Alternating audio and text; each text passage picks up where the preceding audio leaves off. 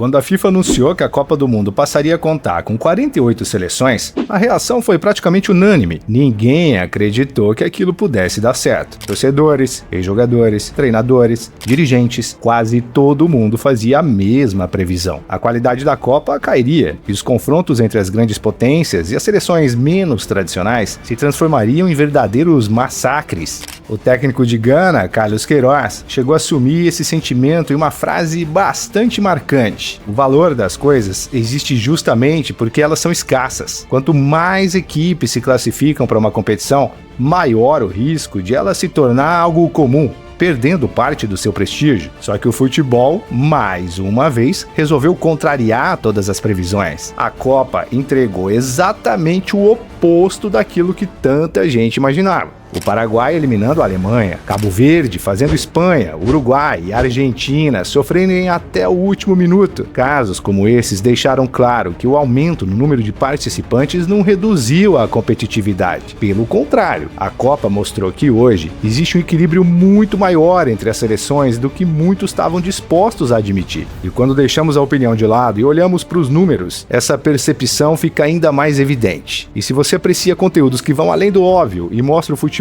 por outra perspectiva, se inscreve aqui no Canto do Crack. O seu like também ajuda esse vídeo a chegar a mais pessoas. E se aparecer a opção de hype para você, usa para apoiar nosso trabalho. Eu também quero saber a sua opinião nos comentários. Nós lemos todas, tá? Agora, vamos aos dados. Existem 3 fatores que ajudam a explicar por que essa Copa do Mundo conseguiu superar praticamente todas as expectativas. O primeiro deles é algo que qualquer torcedor percebe, mesmo sem olhar para uma estatística. Houve simplesmente mais futebol sendo jogado. Mas aqui não estamos falando de impressão, estamos falando do chamado tempo líquido de jogo, ou seja, dos minutos em que a bola realmente permaneceu rolando dentro de campo. Esse cálculo é relativamente simples, basta pegar o tempo total do jogo e descontar todas as interrupções, laterais, escanteios, faltas, revisões do VAR, substituições e qualquer outra paralisação. Quanto maior esse número, melhor para o espetáculo. Afinal, ninguém gosta de assistir a uma partida que para a todo instante, muito menos quando um jogador é substituído e leva uma eternidade para deixar o gramado, caminhando lentamente só para fazer o relógio correr. Além de prejudicar o ritmo do jogo, esse tipo de situação também afeta o produto que a FIFA vende para o mundo. Quanto menos bola rolando,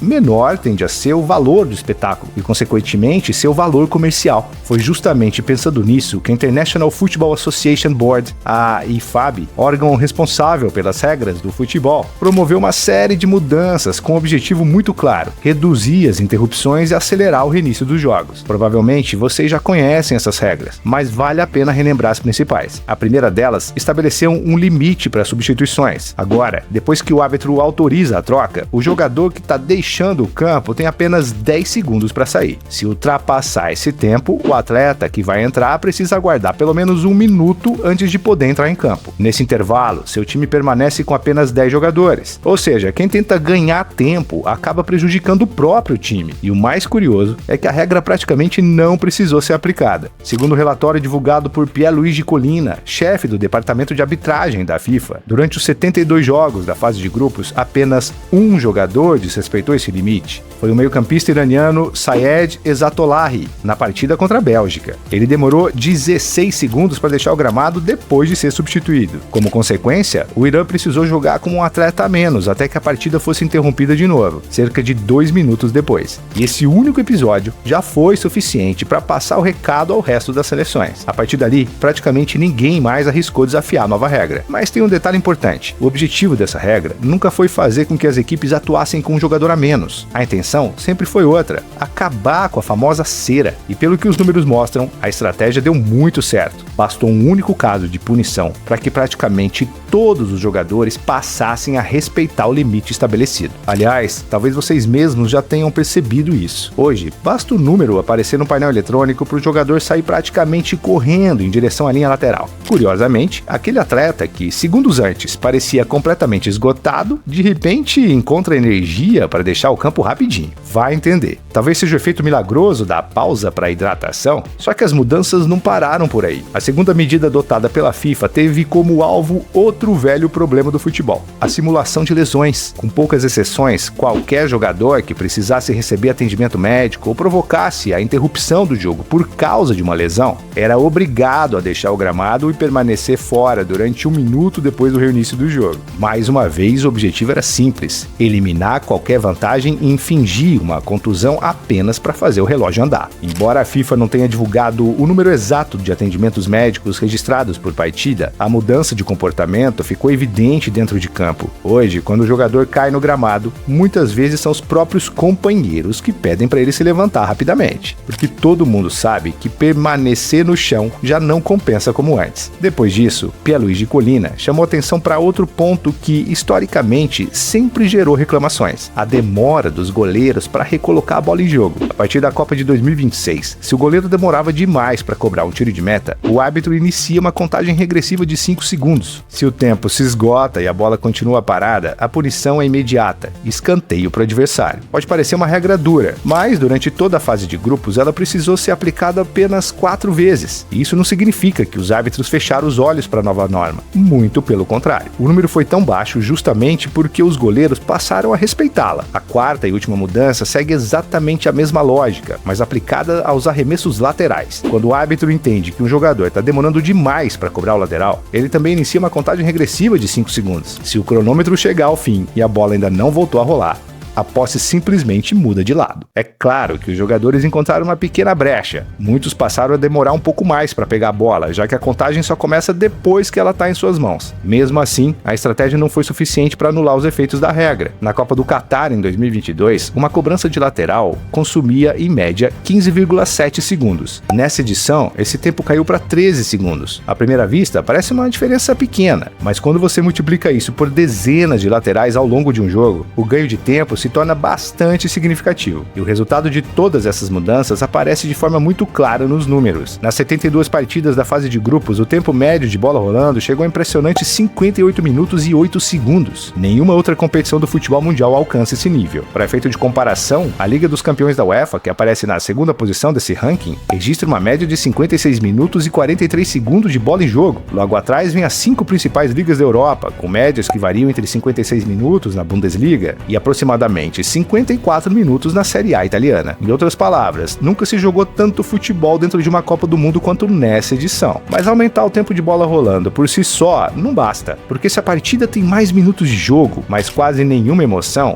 pouca intensidade e raras chances de gol, no fim das contas, o espetáculo continua deixando a desejar. Existe um velho ditado que resume muito bem essa ideia: gol é o tempero do futebol. É justamente aí que aparece o segundo grande ponto que essa Copa do Mundo surpreendeu completamente: a quantidade de gols marcados. Só na fase de grupos foram 215 gols. Para efeito de comparação, a Copa inteira do Catar, em 2022, terminou com 172 gols. É verdade que a ampliação de 32 para 48 seleções aumentou também o número de jogos.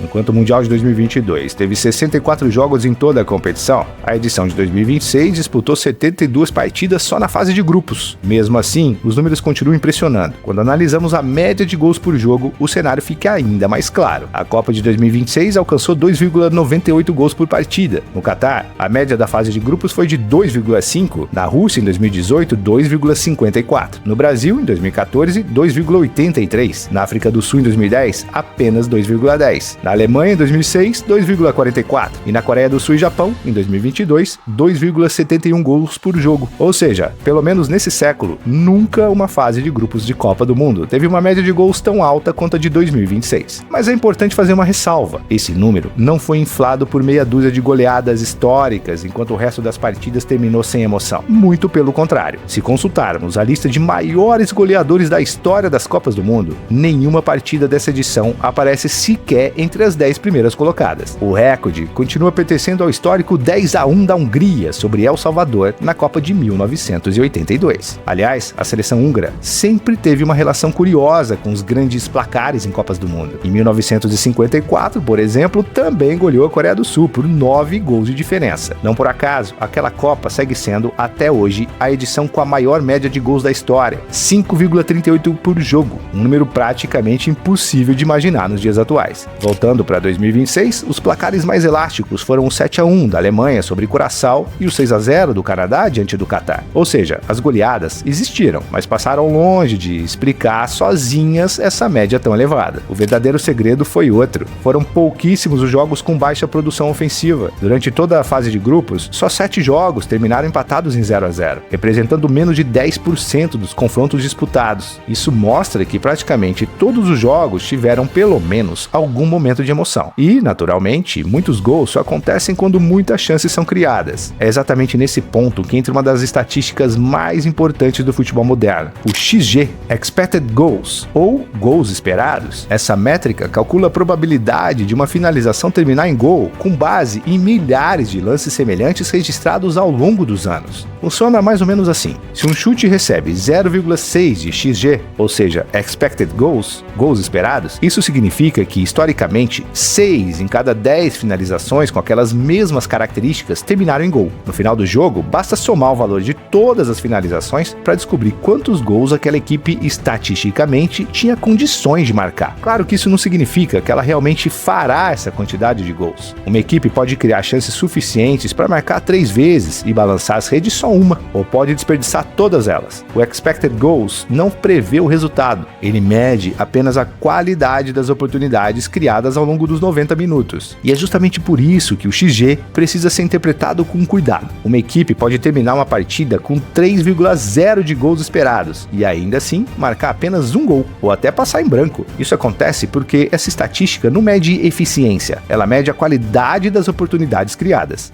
Em outras palavras, é um indicador muito mais próximo daquilo que costumamos chamar de merecimento dentro do futebol. E os números desta Copa chamam bastante atenção. Algumas seleções acumularam índices impressionantes de gols esperados. Somando todas as partidas disputadas até aqui, França, Espanha e Argentina lideraram esse ranking, com 13,3, 12,75 e 11,9 de XG, respectivamente. Na outra ponta da tabela, o cenário é bem diferente. Só 16% das seleções não conseguiram ultrapassar a marca de 2,0 de Expected Goals durante toda a fase de grupos. Nesse grupo aparecem Paraguai, Catar, Jordânia, Uzbequistão, Curaçao, Haiti, Arábia Saudita e Tunísia. Na prática, isso significa que essas equipes criaram tão poucas oportunidades de perigo que, estatisticamente, nem sequer produziram chances suficientes para merecer 2 gols ao longo de seus 3 ou mais jogos. Existe, porém, uma exceção bastante curiosa. O Panamá terminou a fase de grupos com 2,19 de XG, portanto, acima desse limite.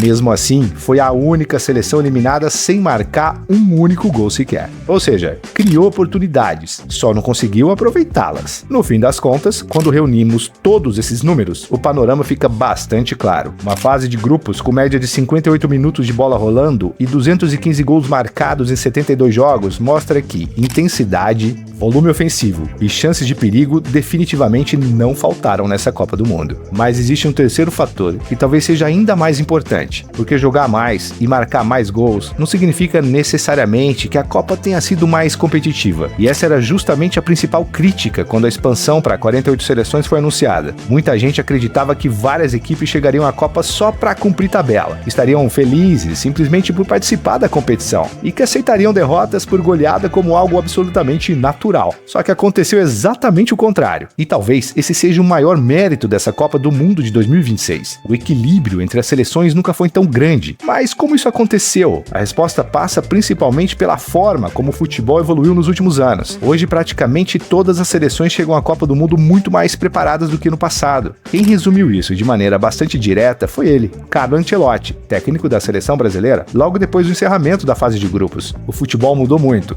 Já não existem equipes desorganizadas. Isso acabou. Hoje todo mundo estuda, todo mundo trabalha e todo mundo aprende. Pode haver seleções com menos qualidade individual, mas equipes despreparadas simplesmente não existem mais. Essa talvez seja uma das maiores transformações do futebol moderno. A análise tática e estratégica nunca foi tão sofisticada e, mais importante ainda, ela deixou de ser um privilégio exclusivo das grandes potências. Hoje esse conhecimento chega praticamente a qualquer lugar do planeta. Ao mesmo tempo, o próprio estilo estilo de jogo também mudou. O futebol atual valoriza cada vez mais a organização coletiva, a circulação da bola e os movimentos coordenados. A genialidade individual continua fazendo diferença, claro, mas ela já não é suficiente para vencer jogos sozinha com a mesma frequência de décadas atrás. E basta olhar para essa Copa do Mundo para perceber que essa tendência ficou evidente dentro de campo. Os números ajudam a mostrar essa transformação de forma bastante clara. Na Copa do Mundo de 2026, a média chegou a 5,8 passes por sequência ofensiva, o maior índice desde que esse tipo de estatística começou a ser registrado. Para termos uma ideia da evolução, esse número é 65% superior aos 3,5 passes por jogada registrados na Copa da Inglaterra em 1966. Mas toda essa mudança tem um preço. Se por um lado, o futebol ficou muito mais coletivo, por outro, ele passou a depender menos das ações individuais. Isso parece de forma evidente na quantidade de dribles. Na Copa de 66, eram tentados, em média, 60 dribles por partida. No Catar, em 2022, esse número despencou para 27,5. Já na fase de grupos de 2026, teve uma pequena recuperação, chegando a 32,5 dribles por jogo. Mesmo assim, estamos falando de praticamente metade do volume registrado há cerca de 6 décadas. E a mudança não aconteceu só na maneira de construir as jogadas. Ela também alterou a forma como as equipes finalizam. Com o avanço das análises estatísticas, os treinadores passaram a entender muito melhor quais situações realmente oferecem maiores chances de gol. O resultado foi uma redução no número de finalizações. Na fase de grupos dessa Copa, a média ficou em 24,6 chutes por jogo, uma queda de 41% em comparação às 42,2 finalizações registradas na Copa do México em 70. Ao mesmo tempo, outro dado chama bastante atenção. A distância média dos chutes caiu de 21,8 metros para apenas 16,8 metros. Existe uma explicação bastante lógica para isso. As equipes perceberam que as finalizações de longa distância têm uma taxa de sucesso muito menor. Por isso, passaram a trocar mais passes, circular a bola com mais paciência e esperar o momento certo para entrar na área antes de concluir a jogada. Se fosse possível empurrar a bola para dentro do gol praticamente em cima da linha, provavelmente fariam isso. No futebol moderno, eficiência vale mais do que quantidade, e essa busca obsessiva por eficiência faz com que absolutamente cada detalhe seja estudado. Qualquer pequena vantagem pode fazer diferença. Talvez nenhum exemplo represente melhor essa evolução do que os arremessos laterais. Durante a fase de grupos dessa Copa do Mundo, foram marcados 6 gols originados em jogadas iniciadas justamente por cobranças de lateral. É o maior número já registrado em uma única edição. Para encontrar essa mesma quantidade em Copas anteriores, seria necessário somar todas as edições de 2010, 2014, 2018 e 2022. Isso mostra que até um fundamento considerado simples passou a ser tratado como uma arma estratégica. E existe um outro fator que explica boa parte dessa evolução, principalmente entre as seleções consideradas menos tradicionais, a tecnologia. Sabendo que nem todas as federações têm recursos para manter grandes departamentos de análise de desempenho, a FIFA buscou uma solução para diminuir essa desigualdade. Em parceria com a empresa chinesa Lenovo, desenvolveu o software FIFA AI Pro e disponibilizou de graça a ferramenta para todas as seleções participantes. A ideia era simples: dar às equipes menores acesso ao mesmo nível de informação que até pouco tempo atrás era praticamente exclusivo das grandes potências do futebol mundial. Segundo Johannes Hausmüller, diretor de inovação tecnológica da FIFA, acreditamos que essa ferramenta não apenas acelera o processo de análise, mas também democratiza o acesso à tecnologia. Nem todas as seleções têm condições de levar uma grande equipe de analistas para uma Copa do Mundo ou de trabalhar com esse volume de dados. Ao disponibilizar essa plataforma para todos, esperamos democratizar também os benefícios que ela oferece. Até pouco tempo atrás, o processo era muito mais trabalhoso. Depois de cada partida, a FIFA entregava às seleções enormes relatórios técnicos, com 50 a 60 páginas de informações para serem analisadas. Na prática, isso significava gastar horas e mais horas lendo relatórios enormes. Além disso, era preciso ter profissionais da comissão técnica dedicados exclusivamente a interpretar aqueles documentos, cruzar informações e transformar dezenas de páginas de dados em decisões que realmente pudessem fazer diferença dentro de campo. Hoje, esse cenário mudou completamente. Com o FIFA AI Pro, basta esperar entre 2 e 3 horas após o apito final para que todo esse material esteja disponível de forma totalmente digital. Em poucos cliques, treinadores e analistas conseguem acessar vídeos, imagens, mapas de calor, estatísticas e sequências específicas de jogadas, explorando cada detalhe de maneira muito mais rápida e intuitiva. Isso permite identificar padrões, corrigir erros e encontrar oportunidades que podem ser decisivas já no jogo seguinte. No fim das contas, Toda essa revolução tecnológica fez com que as seleções chegassem à Copa do Mundo mais preparadas do que em qualquer outro momento da história. Aquela ideia de que algumas equipes viajavam só para participar da festa ficou no passado. Isso também é consequência de um processo que começou décadas atrás, quando a FIFA passou a investir na expansão do futebol para além dos tradicionais centros da Europa e da América do Sul. Hoje, os resultados desse trabalho começam a aparecer de forma muito clara. Seleções como Cabo Verde, República Democrática do Congo, África do Sul, Canadá e Egito são exemplos desse crescimento, assim como outras equipes que já consolidaram entre as mais competitivas do cenário internacional, como Japão e Marrocos. Mas calma, isso não significa que todas as diferenças desapareceram. Ainda existe uma distância entre as grandes potências e as seleções emergentes. Os principais candidatos ao título continuam sendo, em grande parte, os mesmos de sempre. A diferença é que essa vantagem nunca foi tão pequena. Hoje, montar uma equipe organizada, disciplinada taticamente e capaz de competir de igual para igual já não é mais um privilégio das maiores seleções. Esse obstáculo foi em boa parte superado. O próximo desafio talvez seja outro: formar jogadores capazes de decidir jogos sozinhos, craques que mudam completamente o destino de um jogo. Um Messi, um Haaland, um Mbappé, um Bellingham ou um Yamal. Sabemos que encontrar atletas desse nível não é simples, mas talvez seja justamente esse último passo para que essas novas potências consigam disputar títulos com ainda mais frequência. No fim das contas, a expansão para 48 seleções fez muito mais do que aumentar o número de participantes. Ela revelou novos polos do futebol mundial. Apresentou seleções que até pouco tempo atrás mal apareciam no mapa do esporte. E olhando para tudo o que aconteceu dentro de campo, fica difícil dizer que essa mudança foi um erro. Pelo contrário, ela parece ter sido uma decisão extremamente acertada. Isso significa que o formato atual é perfeito?